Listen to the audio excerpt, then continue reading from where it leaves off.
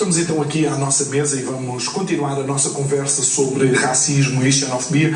Continuamos com o mesmo convidado de ontem, Ronaldo Pereira, que é ativista social. Boa noite, Ronaldo. Obrigado mais uma vez por estar aqui connosco. Ficou muito por dizer. Obviamente vamos chegar ao final desta semana com muito ainda por dizer, mas há algo que algum segmento da sociedade já apresenta preocupações que têm a ver. Por exemplo, foi notícia, creio que há 2 dias, que existem confrontos entre gangues na estação de comboio da CP de Queluz-Belas. Os confrontos são praticamente todos os fins de semana e que a Polícia de Segurança Pública sabe, as forças de intervenção sabem e já não fazem nada, com receio, obviamente, de que a sua própria intervenção seja considerada um ato racista. Como é que nós podemos ler estes acontecimentos? Bom, eu não consigo perceber o porquê, uma vez que a polícia, a ideia que passa, devido a essas divulgações, se sente um tanto impotente, né, para agir, justamente para não ser, vamos dizer que catalogada e serem acusadas, criar esse rótulo de uma polícia extremamente racista. Eu não consigo perceber o porquê que os que gerem as forças de segurança, tá certo? Porque assim, nós não podemos remeter, em especial, o próprio polícia que está no terreno. Okay. A polícia pode ser até mais uma vítima, tá certo? De uma má gestão pública. Essa que é a grande verdade. Uhum. E nós já abordamos, né, no programa anterior, que há aqui no campo da historicidade uma má gestão. Exato. Mas efetivamente o que é preciso agora, o que passou, o que é preciso agora a gente delinear algumas medidas. Eu não consigo perceber o porquê que os que gerem as forças de segurança em Portugal, quando vão fazer as chamadas rusgas, as operações em bairros que eles já delinearam no mapeamento, bairros em situações de risco elevado, o porquê não criam aqui uma certa blindagem social, uma chamada contraprova. O que eu quero dizer isso no terreno? Além das forças de segurança, mesmo que isso esbarre numa legislação, é só criar uma legislação, okay, para haver um pano de fundo ali, juridicamente falando. Eu penso que se essas forças de segurança que se sentem impotentes ao entrar no bairro, que entrasse semelhante o que acontece em alguns estados americanos e em alguns outros países fora da Europa, a polícia entrar, certo, com representantes do Ministério Público em determinadas operações de risco elevado. Eu não estou a dizer aqui em todas, mas em especial porque eles possuem o mapeamento dessas zonas de grau elevado. Então a polícia entraria ali, tá certo? Com uma certa proteção social, ou seja, os holofotes estariam focalizados ali. A polícia seria resguardada ali por um representante do Ministério Público, por um representante da Ordem dos Advogados, ok? E também a própria imprensa, ou que fosse filmado as ações. Porque aqui nós temos que ter 2 pesos e 2 medidas. Um dos últimos agora, que os mídias divulgaram muito, que foi o caso do bairro Jamaica, aquilo tomou contornos nos mídias através de uma gravação feita através de um telemóvel. Exato. Caso contrário, não teria essa grande repercussão. Então, nessa era da cibernética, no trocar nas páginas sociais, etc. e tal, o porquê, no modo operacional. Então, o que a gente percebe é que a nossa polícia também, ela está um tanto desguarnecida. Okay. E as pessoas, isso é para chamar a atenção das pessoas que gerem as nossas forças de segurança, deveriam desenvolver também. O problema vem de cima, porque em algumas notícias e falam da falta de preparação da polícia, nomeadamente alguns agentes sociais, quando falam da intervenção da polícia, por exemplo, nestes bairros mais problemáticos, mas ainda ontem fez 20 anos da intervenção social, 20 ou 25 da intervenção policial na ponte 25 de Abril, e no entanto foi uma intervenção que nada teve de racista. Eu lembro-me da polícia de choque intervir contra os próprios polícias da segurança pública quando foi uma greve que os sindicatos da BSP convocaram. Ou seja, as intervenções policiais ou a despreparação da nossa polícia não é de agora, nem é só para os casos de racismo. É um problema de facto estrutural que necessita ser mudado pelos atores políticos. Exatamente. Então, as pessoas que gerem, no caso, a parte governamental, deve haver aqui um reaparelhamento da própria força de segurança, ou das próprias forças de segurança. Bom, uma das questões aqui que eu vejo, aparentemente, queria trazer o lado positivo, é justamente para que se evitasse os chamados confrontos, tá certo? De ambas as partes. Toda ação provém uma reação, isso é normal. Agora, esse excesso, se existe um excesso da própria força de segurança, normalmente pode ser decorrente de algum tipo de ação de casos isolados. Agora, deveria sim, quem gere, tá certo? Justamente criar condições para esse polícia. Uma das condições que eu vejo é justamente haver esses intervenientes. Tem que haver esses intervenientes para salvaguardar eventuais processos contra a polícia, cair na mídia como uma polícia extremamente racista. Agora, é evidente, lógico, que em qualquer segmento da sociedade há práticas raciais, e sempre vai haver. Agora, no que diz respeito, penso que uma das soluções, se não existe uma legislação, que crie-se uma legislação. É preciso que a Assembleia Nacional da República, por lá se passam os projetos, por lá se discute, por lá se constitui leis, formassem decretos-leis. Então é preciso que os nossos chamados representantes, tá certo? Comecem a trabalhar essas temáticas de grandes envergaduras sociais, que é a questão do racismo, tá certo? Que é decorrente em várias situações e que crie condições justamente para essa chamada força de segurança. Ronaldo, creio que com a forma como o discurso está tão inflamado na atualidade, que existe a possibilidade de uma forma quase excessiva, criar aqui um discurso de opressor e oprimido, de vitimização exacerbada de determinadas comunidades. Mas esse discurso é tudo que os mídias querem. É tudo que algumas instituições querem. Isso é muito simples. Eu, particularmente, em algumas instituições, tido como ONGs, eu sou contra receberem verbas públicas, porque criam práticas viciosas. Existe um formato, um jogo muito bem elaborado de interesses, né? A que grupo você representa? Quem é você? Puxam o seu ADN, os cartéis estão aí. Também do lado dos movimentos antirracistas. Olha, existe uma das coisas que chama-se, que é o cerne da Constituição, é o ponto mais falado, que é a chamada liberdade de expressão. E diz liberdade de expressão, ponto. Não há aqui reticências. Algumas pessoas emitem determinadas conjecturas, mas eu, ao ler um acórdão, eu já cheguei a ver numa gramatura expensa de um processo de que o que estava em causa ali não era liberdade de expressão, mas era chamada liberdade de interesses econômicos. Então a liberdade de interesses econômicos sobrepõe ou transcende a liberdade de expressão.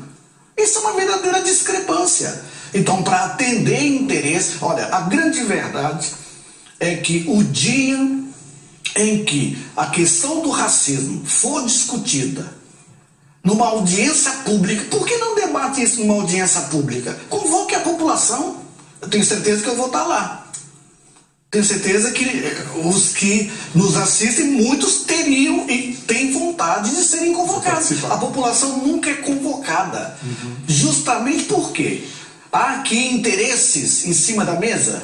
Então, o dia que determinadas instituições, mas isso no sentido global, não estou a falar só de Portugal, o dia que algumas ONGs deixarem de ser, de abraçarem essa causa é da população, essa causa não é de instituição nenhuma, seja pública ou privada. Essa causa é da população. Então, o dia que deixar, eu vou me tornar muito mais crente nessa questão e menos cético. Ronaldo, acha que este tipo de discurso, mais uma vez, que é tido o discurso inflamatório, faz jus a personagens tão transcendentais na luta pelos direitos civis como Martin Luther King ou o próprio Nelson Mandela, na sequência de qual foi a política dele após o Apartheid? Sim, até porque essas duas pessoas são verdadeiros ícones, eles formadores de opinião, e pessoas totalmente, se nós lermos um pouco da historicidade dessas duas referências, de certeza que levará 1000 anos ou mais, não nascerá um novo Nelson Mandela ou um novo Martin Luther King. Eram pessoas totalmente desvinculadas de qualquer pretensão política ou viciosa. E com um discurso que não tem em nada a ver com o discurso das plataformas antirraciais antirracistas que vamos ouvindo em Portugal. Exatamente, a expressão I have a dream, eu tenho um sonho, eu também tenho um sonho de que a ideia que você me passou do Nelson Mandela e do Martin Luther King e alguns outros poucos também, governar, mas governar com o povo, governar com a sociedade civil. Com a sociedade civil. Eu, particularmente, eu tenho uma ideia no que diz respeito à questão de discutir o racismo. A discussão do racismo é uma pauta exclusiva do povo. Enquanto a questão do racismo, seja em Portugal, seja nos Estados Unidos, em qualquer parte do mundo, ponto do mundo, enquanto a questão do racismo e outras questões sociais também de grande importância se tornarem pautas de determinadas instituições, sejam governamentais e principalmente privadas, porque o perigo está aí. Porque, em primeira instância, tem que haver aqui políticas públicas governamentais. O que pode haver é determinadas parcerias. Agora, enquanto isso não retornar, porque em tempos de Martin Luther King, de Nelson Mandela, né, que eu poderia dizer aqui que seriam tempos, num certo sentido, poéticos, né? Eram verdadeiros românticos, apaixonados por aquilo, por aquela causa. De alguma maneira pagaram com a sua própria vida. Nelson Mandela com mais de 30 anos de prisão e o Martin Luther King foi assassinado com a sua própria vida. Exatamente. Em 2014 completou 50 anos a lei da segregação racial nos Estados Unidos e, de uma certa forma, parte do sonho, ou a ideia daquele sonho, se concretiza quando os americanos elegem o primeiro presidente, até então afrodescendente. Eu até acredito que uma parte da população não tenha votado no presidente Obama, não pela cor da sua pele. A grande verdade... Por orientação política. Ou por orientação política. Uma das grandes verdades é que as pessoas... Isso passa por um processo de evolução. Evolução. Quando eu digo evolução, eu não estou me referindo aqui à questão do conhecimento ou da inteligência. A melhor faculdade que existe é a faculdade da vida. Quando a gente vai para uma faculdade secular, para uma escola secular, nós vamos adquirir conhecimento. Não é inteligência. Conhecimento é uma coisa, inteligência é outra. Inteligência tem a ver com vivência e outros fatores. Então, eu percebo que a questão do racismo em si, primeira coisa é nós analisarmos a questão legal. Segundo, é a participação efetiva da sociedade civil. Se não houver, porque a lei parte do seguinte princípio: se não houver denúncia, é como se não tivesse acontecido nada. O jogo é muito bem elaborado. E as pessoas logo percebem que há aqui uma grande confusão, né, entre o que é o racismo e o que seria uma injúria.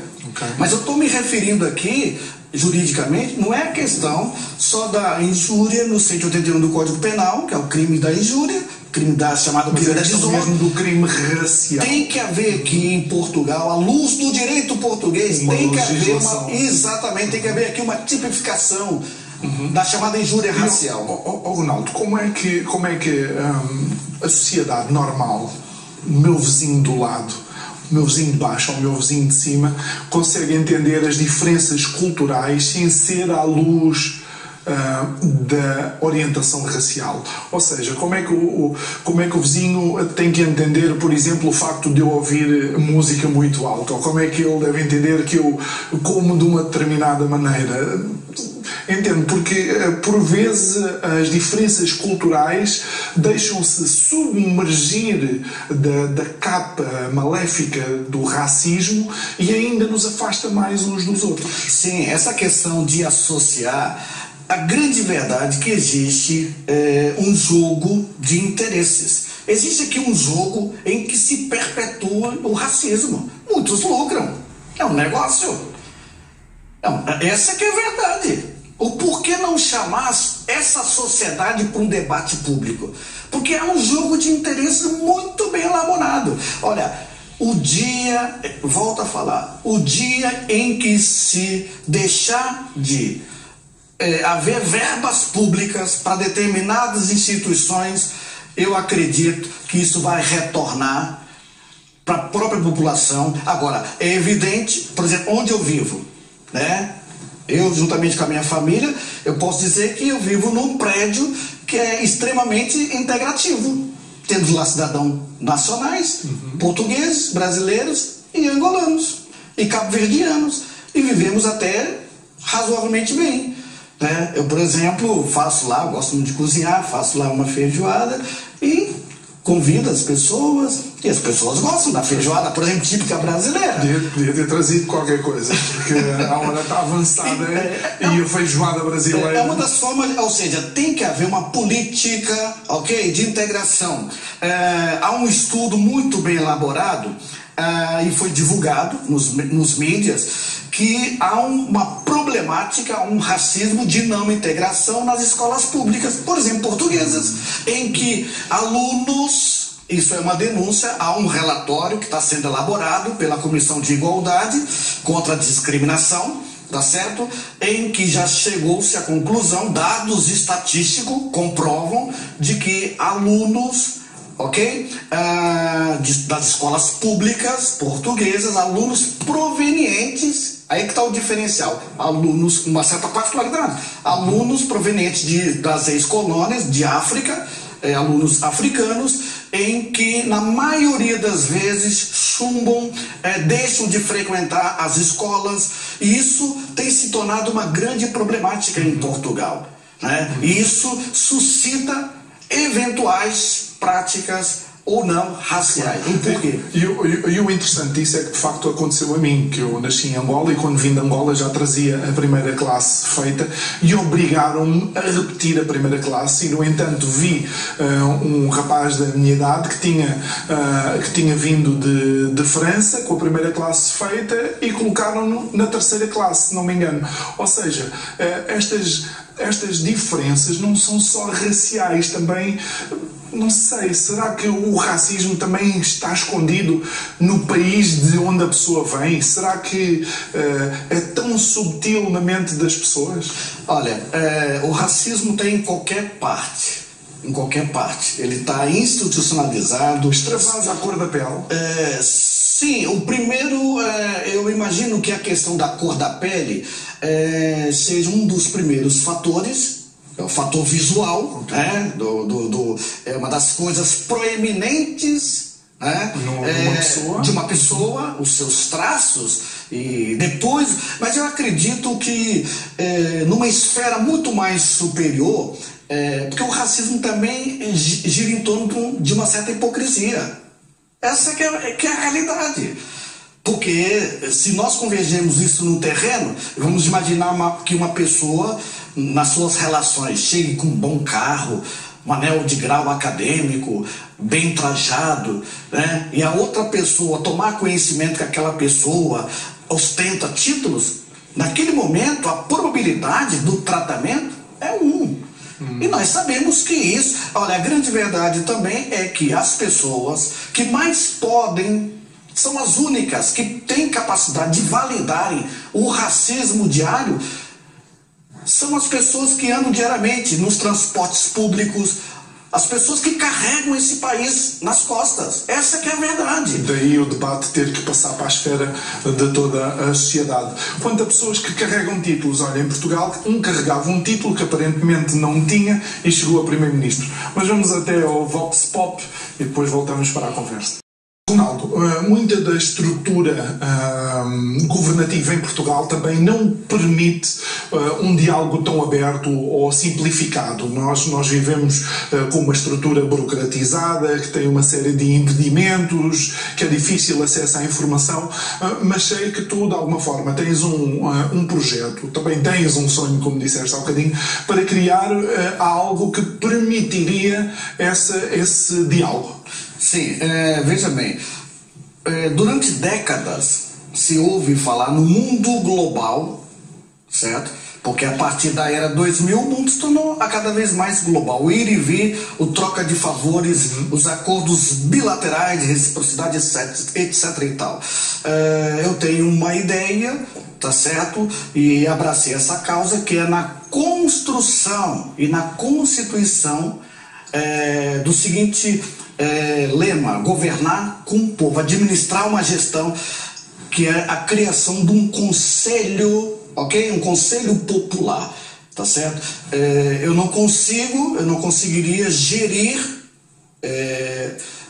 um povo, uma sociedade, um município, um bairro, eu não conseguiria gerir uma instituição se... Só a partir do seu ponto de vista? Não conseguiria, até porque um gestor público, normalmente ele é eleito para aqueles fins, eleito pelo próprio voto direto do povo. Então a constituição do Conselho Popular, que é incrível e é até bizarro que alguns gestores cá em Portugal não conhecem esse formato do Conselho Popular. A criação de um Conselho Popular que já na América já se perpetua em alguns estados americanos. Por exemplo, é muito comum na sociedade, quando se cria um alarde social, por exemplo, uma violência no ambiente escolar, uma violência social, aquele governante chamar a sociedade no debate público, quando se cria um alarde social, ouvir as partes, ouvir os representantes. É muito comum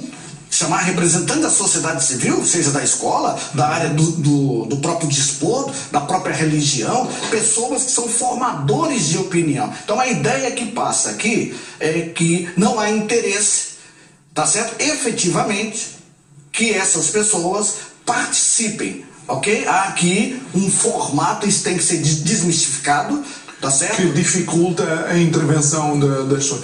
Quando a Constituição da República está pejada de alíneas que dizem que o governo deve fazer isto em diálogo com a população. Mas nós temos duas questões no que diz respeito às leis, que eu venho debatendo isso nas lives no Facebook, no formato de um programa chamado Boca no Trombone, e que tem uma grande audiência, e por onde eu passo é que nós temos aqui a questão escriturística da lei e uma outra questão, a hermenêutica, que é a ciência da interpretação. Eu estudei 8 anos hermenêutica, sei muito bem como é que funciona. Então, nós temos a questão da lei, escrituristicamente falando, a lei está em papel. Se não houver a participação efetiva do cidadão, a lei não está a ser... A lei, ela está morta.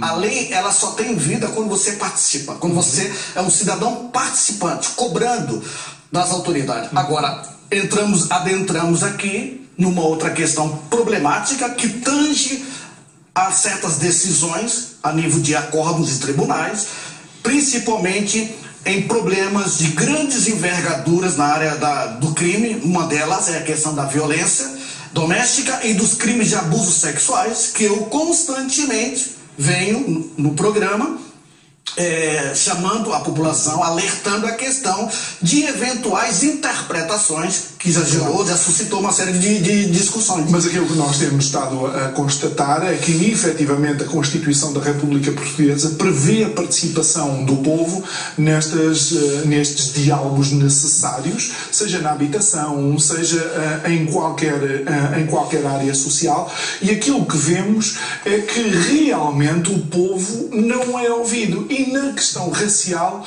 é mais uma área onde só... Mas cadê as instituições que não abraçam essa bandeira? Faça valer qual é o interesse dessas instituições, ok? Dessas chamadas ONGs. Qual é o interesse? Essas que pseudo-defendem causas racistas em Portugal? Chama elas para o debate. Tá certo? E abraçar essa causa da própria Constituição em que dá legalidade e dá o poder irrestrito ao povo. Chamar essas é que tem que abraçarem essa causa. Não abracem elas, abraço eu. Claro. Agora diga-me uma coisa, Ronaldo.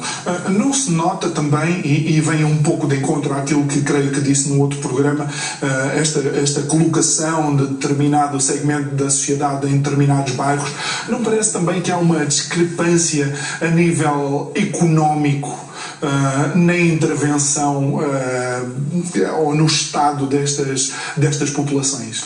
Sim, essa questão econômica, tudo é oriundo, eu volto a insistir, de más políticas anteriores.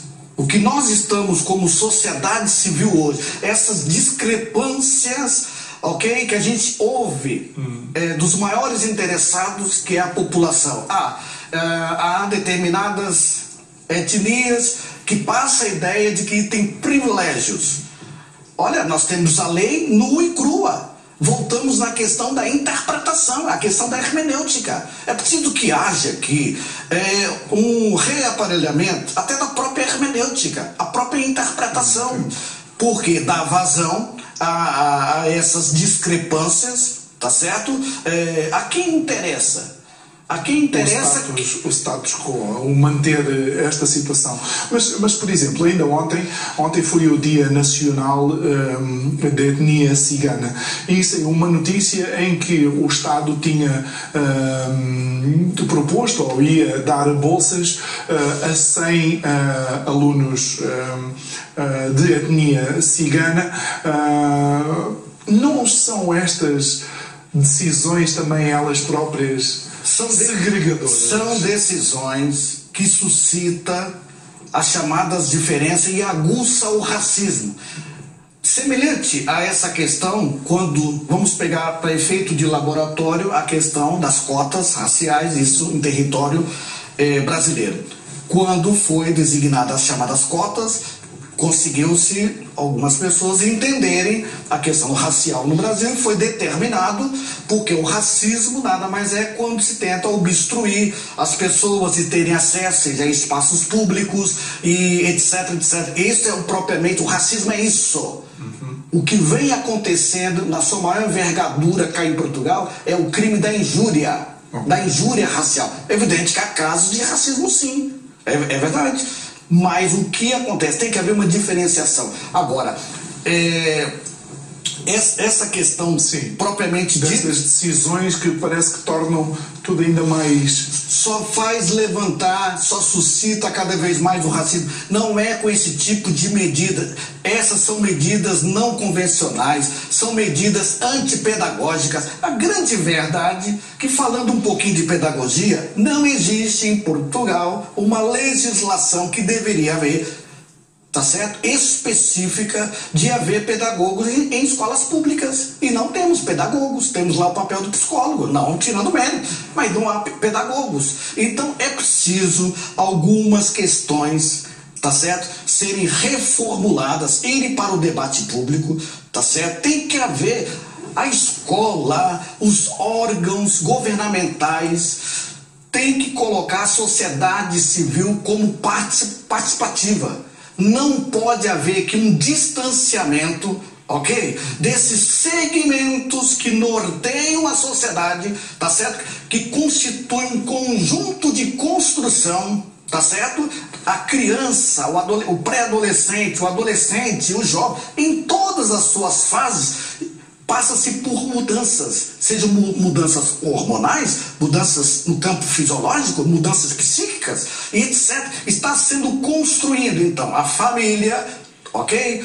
Mas a escola, posso dizer a religião e outros segmentos, fazem parte dessa construção. Então é preciso inserir-se, e esse tipo de medidas só faz a fomentar. Outra coisa, ser cigano ou ser isso ou aquilo, isso não é cidadania, isso é um estilo de vida, é um conjunto de culturas, é elementar que isso deve ser considerado, deve ser respeitado, as suas culturas, semelhantemente às outras etnias, tá certo? O país é único, as regras têm que ser uniforme também. Então, de maneira que, ao separar essas cotas, tá certo? Estão suscitando algumas dúvidas e se calhar aumentam um pouco as divergências. A minha questão é em relação às cotas, que é uma palavra também muito problemática, não é? Sim. A seguir à palavra raça, se calhar a palavra cotas suscita mais confusão ainda. A questão é, se vivemos ou se efetivamente aquilo que valorizamos é o mérito de quem estudou, o mérito de quem se dedicou, o mérito de quem ficou o fim de semana em casa em vez de ir sair com os amigos para chegar a um determinado posto, as cotas não poderiam vir trazer de facto essa dificuldade. A pessoa ia ser escolhida por causa da sua raça e não por causa do seu mérito. Mas o mérito só funciona numa sociedade normal. Em que todos têm acesso. Sim, numa sociedade bizarra não funciona. Ok. Porque voltamos aqui novamente à questão do racismo institucional. Estudos em Portugal, estamos a tratar dessa temática aqui em Portugal, né? Estudos aqui em Portugal provam a questão de alunos provenientes de países da África, chamadas ex-colônias, chumbam, alunos que são enviados para o lado profissional revelam seríssimas dificuldades de terem acesso. Isso suscita, mais do que uma conjectura, não haveria que eventuais práticas intrínsecas raciais. Quem tem acompanhado as escolas públicas, quem já vivenciou situações, eu diariamente recebo queixas de pais, de alunos estrangeiros que são vítimas de bullying. Essa que é a verdade. Eu já participei de protestos em escolas públicas justamente por causa dessa questão, no que diz respeito à violência, que na maioria das vezes, é por isso que é preciso haver uma participação da sociedade civil. E quero parabenizar esse programa, o próprio nome aqui desse programa é sugestivo. Isso é o povo a falar. Eu desafio a produção desse programa ir na porta das escolas e ouvir para alguns que não é a minoria. Olha que não é minorias. Alguns querem aplicar uma designação já um tanto xenófoba, sim, a dizer que são minorias, e essa não é a verdade, tá certo? Uma parte da sociedade, da chamada Europa nacionalista, não reconhece a miscigenação, que é proeminente, né? O resultado da combinação de raças. Mas não acha, Ronaldo, que efetivamente o discurso tanto de uma extrema-esquerda que nós conhecemos começa a fomentar o aparecimento da extrema-direita? Mas que há interesse. Os polos atraem-se. Exatamente, mas há interesse. O dia que eu desafio a essas instituições partidárias, quando forem discutir certos temas, e a gente sabe que em alguns, por exemplo, no Brasil é um perigo quando a Câmara dos Deputados fazem as chamadas horas extraordinárias para discutir certos temas. Isso representa um gasto a mais para o dinheiro público. E aquilo acaba, como se diz cá em Portugal, em águas de bacalhau. Então, eu desafio a essas instituições, tá certo? A levar essa discussão para o debate público. Para o debate público, né? Porque diz que a ciência vive do experimento e da observação. Por isso, carinhosamente, não só um desafio, mas eu convido a esse programa tem feito isso, por isso que desista o povo a falar. Eu estou aqui como integrante do povo, sem vínculo nenhum, estou desvinculado, estou virgem de tudo isso, tá certo? Em ouvir os maiores interessados, os que moram nos guetos, os que moram nos bairros sociais, os que moram em qualquer tipo de situação degradante, ouvir essas pessoas. É isso que essas instituições têm que ouvir, essas pessoas, mas não monopolizar. O que nós temos aqui são verdadeiros monopólios. Eu até concordaria com algumas instituições, desde que não recebesse verbas públicas. Que fizesse isso como Luther King, como fizesse como Mandela, um sistema poético, romântico. Você acha que essa promiscuidade não ajuda? Não ajuda, não avança, trava, ok? Cria-se verdadeiros mais guetos. Porque aqui, a verdade é que existe um jogo muito bem elaborado. É interessante que haja mais favelas no Brasil. Sim, lógico, é elementar, né? Existe aqui toda uma cadeia, ok? Seletiva. E no meio universitário, e no meio das escolas existe uma cadeia seletiva. Eu cansei de ouvir isso.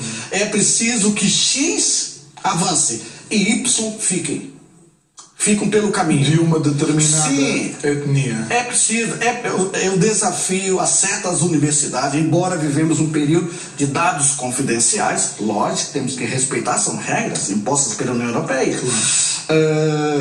Mas eu desafio, apresente os dados, apresente os fatos, falam por si, apresente. Por isso, eu sou favorável, quando eu digo a criação de um conselho misto, ok?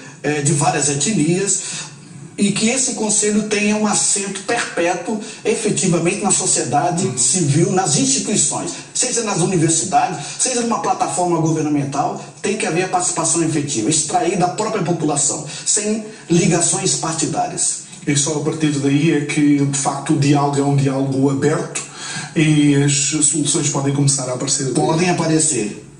Muito bem. Bom, Ronaldo, mais uma vez, muito obrigado por ter estado aqui connosco. De facto, um Ronaldo brasileiro com o nome do maior futebolista também português, e também, quem permita que lhe diga, alguém que vem demonstrar aqui que a temática do racismo ainda tem muito para andar e tudo passa por um diálogo aberto a toda a sociedade. Obrigado por ter estado aqui connosco durante estes dois programas, e obviamente não termina aqui. Amanhã continuamos a abordar a questão do racismo e xenofobia, mas vamos chegando a alguns consensos. Não vale a pena dizer que as forças policiais são elas todas racistas. Não vale a pena dizer que a nossa sociedade é ela toda racista. Não vale a pena dizer que todas as pessoas destes grupos étnicos também se sentem vítimas. Aquilo que é necessário é nós, enquanto sociedade, enquanto seres humanos, abordarmos esta temática desmistificada e saber que, na realidade, todos vivemos na mesma casa e somos parte da mesma família, independentemente da quantidade de melanina que tenhamos na nossa pele. O meu nome é João Nuno Pinto e isto é o Povo a Falar. Boa noite.